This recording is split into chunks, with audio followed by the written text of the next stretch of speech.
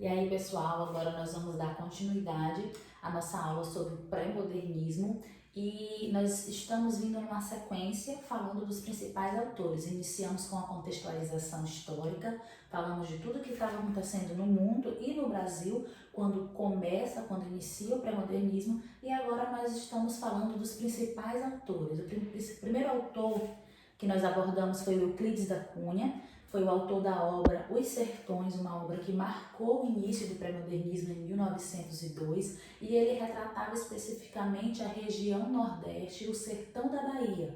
Fala da condição de vida desse homem, da seca, da situação desse homem em relação ao Estado, ao governo da época. E aí depois nós falamos do Lima Barreto, e eu ressaltei para vocês que ele é o autor de maior destaque do pré-modernismo.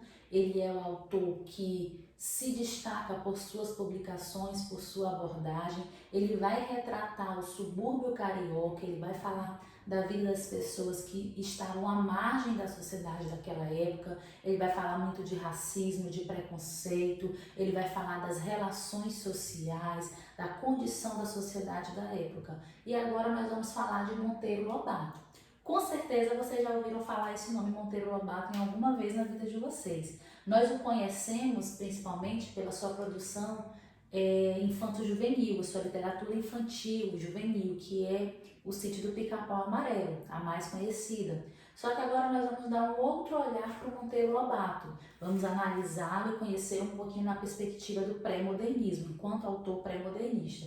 Bom, Monteiro Lobato, ele tem uma formação, assim como os outros autores que nós já falamos também, bem ampla. Ele era escritor, editor, ensaísta e bacharel em Direito, e chegou a atuar na sua profissão como bacharel em Direito. Além disso, ele vai retratar um lugar diferente do Brasil que ainda não havia sido abordado, que no caso aqui, ó, ele vai falar de São Paulo, do interior de São Paulo. Ele vai apresentar esse morador do interior, esse caboclo. Quem é o caboclo brasileiro? Quem é esse morador das regiões rurais do Brasil? Quais as suas condições de vida? Qual é a sua cultura, o seu costume, o seu modo de falar? Então ele vai retratar esse Brasil.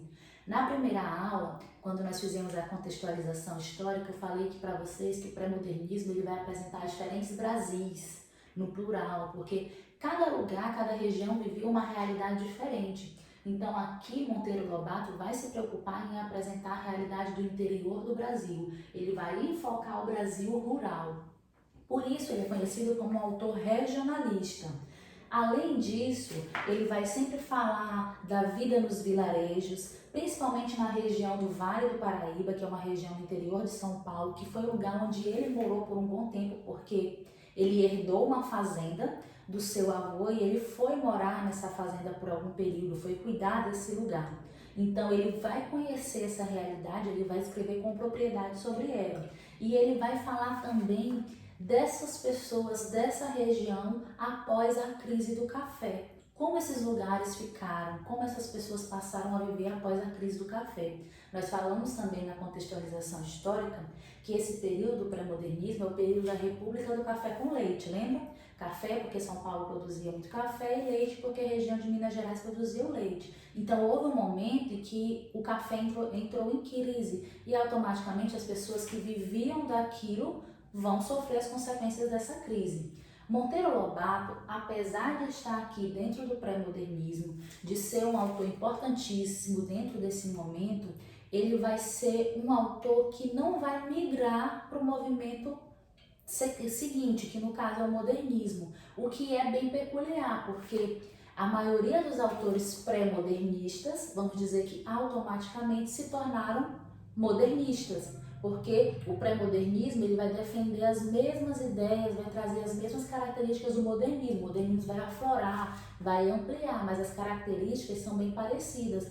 Porém, Monteiro Lobato ele fugiu a essa regra. Ele foi pré-modernista, ele tem as suas publicações, as suas obras, mas na hora em que a literatura brasileira começa a mostrar a sua tendência ao modernismo, ele vai se tornar um dos maiores críticos dessa literatura modernista.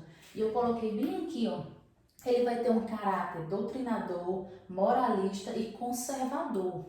Criticou fortemente o modernismo. Monteiro Lobato Lobato era alguém muito reconhecido na sociedade da época, ele escrevia para vários jornais. Então, o que ele falava era muito considerado. E quando a Anita Malfatti, que a gente ainda vai falar um pouquinho dela, lá em 1917, fez uma exposição de arte com tendência modernista, ele foi para o jornal e fez um artigo criticando fortemente a autora, a sua exposição e, logicamente, a tendência modernista. E o nome do artigo, foi Paranoia ou Mistificação, em 1917. E isso causou uma crise, vamos dizer assim, literária bem forte, porque no momento que Monteiro Lobato critica a Anita e a tendência modernista, os outros autores vão se unir para poder apresentar à sociedade o modernismo de fato e mostrar o que é o moderno. E aí Monteiro Lobato se torna um dos maiores críticos do modernismo, né? Ferrenho mesmo. Quais as obras do Monteiro que eu vou falar para vocês? É claro que ele tem várias obras, mas eu escolhi colocar aqui as que mais se destacaram pelas suas características pré-modernistas. Eu coloquei para vocês Urupês, que foi escrito em 1918, Cidades Mortas e Velha Praga. Urupês é o livro dele de maior destaque. É um livro de contos, tem 14 contos dentro desse livro. E ele escreveu em 1918, e eu vou fazer aqui para vocês uma relação. Ele escreve Urupês a partir de Velha Praga. Olha o que eu coloquei aqui, ó. Velha Praga foi um artigo que ele escreveu em 1914.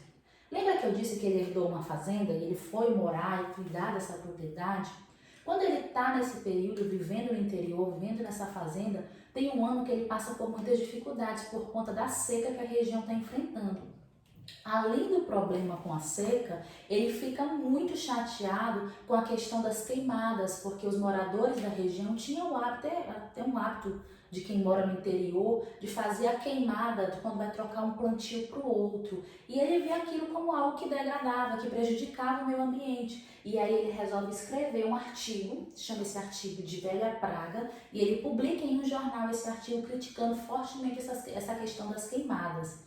No ano seguinte, em 1918, ele escreve um livro e Velha Praga, esse artigo vai estar aqui dentro desse livro Urupês. E esse livro Urupês são 14 contos que vai falar dessa vida no interior, dessa questão no interior do Brasil, principalmente aqui na região de São Paulo, que era onde ele vivia. Cidades Mortas também é um livro de contos que vai falar justamente dessas cidades que eu disse para vocês, que ficaram à míngua, que sofreram fortemente a questão da crise do café.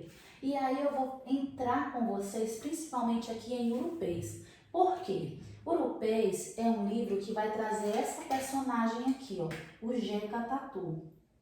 O Jeca Tatu é um personagem extremamente caricato da literatura brasileira e ele representa, na visão de Monteiro Lobato, o homem, o caboclo brasileiro daquela época.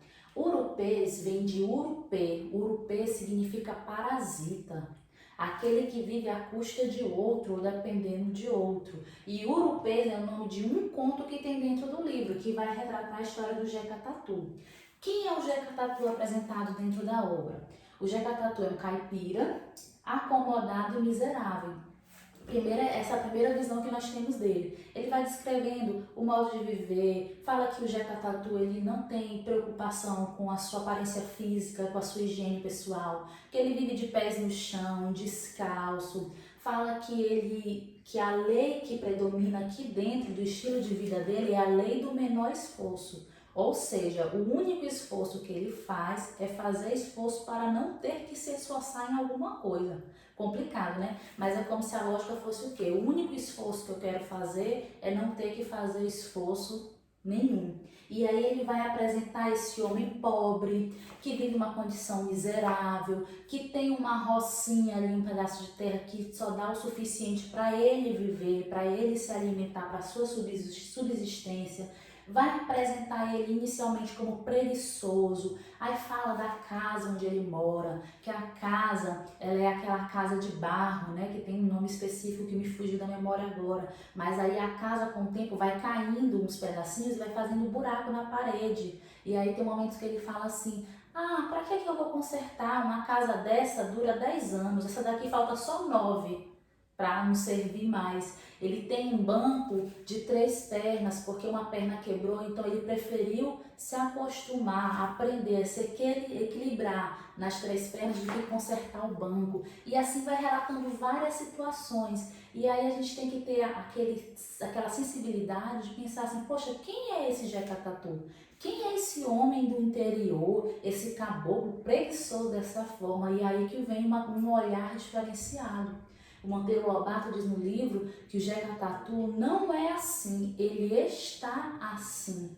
Ou seja, aquela situação, aquela condição que ele tem o fez estar de tal modo. E aí aqui a gente vai perceber uma influência do determinismo geográfico, do determinismo social. E aí eu botei aqui em vermelho para destacar realmente que o Jeca Tatu era um homem doente, ele sofria uma doença chamada de amarelão, por conta de andar com os pés descalços. Imagine aí, no interior do Brasil, será que tinha saneamento básico onde o Jeca Tatu morava? De jeito nenhum. E isso fazia com que as pessoas adoecessem com maior facilidade. E nós vamos descobrir, Monteiro Lobato vai nos mostrar que todas essas características aqui, ó, de inércia, de preguiça, de moleza, de falta de coragem para fazer alguma coisa, se dá, é consequência de uma doença. Ele é um homem doente, ele é um homem que sofre e não tem nenhuma assistência do governo para ter uma vida melhor, uma vida mais digna, para ter uma condição de saúde. E aqui a gente passa a olhar o Jeca Tatu com outros olhos. O Jeca Tatu não é simplesmente um preguiçoso que não gosta de se esforçar. Ele é um homem que é esquecido e abandonado pelo governo, pelo Estado. Ele vive em um lugar onde o Estado não chega, onde as obrigações do Estado não se efetivam. E aqui eu tenho quem é o Jeca Tatu. Por isso que ele fala, ele não é assim, ele está assim, é uma condição de um Estado dele naquele momento, por todas as situações em que ele vive.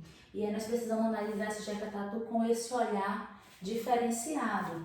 Monteiro Lobato, ele também tem uma curiosidade sobre ele, que ele vai ser extremamente importante dentro da literatura brasileira, porque quando ele escreveu o artigo Velha Praga, ele publicou no jornal, o Estado de São Paulo. Quando ele faz Urupês, ele também vai precisar publicar. E aqui, ainda no Brasil, nesse momento, todos os livros que eram publicados, eles tinham que ir para a Europa, principalmente para Portugal, para imprimir os livros lá, para mandar para cá para o Brasil. E aí, quando entra nessa crise, Monteiro Lobato decide vender a fazenda que ele herdou e ele compra, né, uma oficina e ele cria uma editora. Então ele vai ser o primeiro a criar uma editora no Brasil. E isso deu possibilidade com que os autores produzissem e imprimissem os seus livros aqui no Brasil. Então ele tem esse caráter extremamente importante. Além disso daqui, ele se destaca principalmente na literatura infantil, porque Monteiro Lobato faz uma observação que o Brasil, nesse período aqui, não tinha uma literatura infantil original, sua, realmente brasileira. O que predominavam aqui era principalmente os contos de Andersen, que são aqueles contos que a gente está acostumado a ouvir, a Cinderela, o Patinho Feio e tudo mais. E ele fala assim que as crianças brasileiras precisavam de uma literatura infantil brasileira. E aí ele começa a se dedicar a escrever para as crianças, e ele amava escrever para as crianças. E é aqui que a gente encontra várias obras dele de grande destaque. O Sítio do Pica-Pau Amarelo é uma coletânea de várias histórias. Todos vocês com certeza já ouviram falar da Dona Benta, do Saci, do Visconde, da Emília, da Narizinho, do Pedrinho. São todos personagens de Monteiro Lobato que se imortalizaram. Então o Sítio do Pica-Pau Amarelo vai se configurar na sua grande produção para as crianças dentro da literatura infantil. Ele é o precursor da literatura infantil no Brasil. Tanto que 18 de abril é comemorado o Dia Nacional do Livro Infantil, porque é o dia que o Monteiro Lobato nasceu. E como ele foi tão importante para essa efetivação da literatura infantil brasileira, decidiram dar o dia do aniversário dele para comemorar justamente o Dia Nacional do Livro Infantil. Então, Monteiro Lobato, ele era um autor extremamente crítico, com uma visão bem crítica da sua sociedade, da atual situação, mas não, apesar de ter toda essa criticidade, ele não foi um autor modernista, ele ainda tinha consigo muito conservadorismo, né? Ele não tinha esse olhar para o moderno, apesar de que ele revolucionou muito na sua literatura. Quando a gente lê as obras dele, principalmente Urupês, a gente consegue perceber que ele inovou na estilística, nas palavras, ele colocou dentro das obras o linguajar regional, porque ele estava retratando um Brasil rural. E ele consegue colocar palavras típicas daquela região, que faz com que o Brasil estivesse retratado verdadeiramente ali dentro da obra. A própria palavra jeca é uma palavra do coloquial que ele trouxe para a nossa realidade. O que é jeca hoje? Fala assim, jeca é o caipira, e é justamente esse homem que ele retratava, o homem caipira, o homem do interior, o homem do meio rural do Brasil. Então aqui eu fiz um apanhado um pouquinho breve para vocês sobre o Monteiro Lobato. Vale a pena pesquisar mais sobre ele, conhecer mais um pouquinho, e aí a nível de vestibular, de Enem, de alguma prova que vocês venham fazer, principal obra dele, Urupês, e principal personagem, Jeca Tatu. O que ele aborda, o que ele retrata do Brasil, o interior do Brasil, o Brasil rural, o homem do interior, o caboclo, o caipira, ok? Espero que tenham entendido. Até a nossa próxima aula.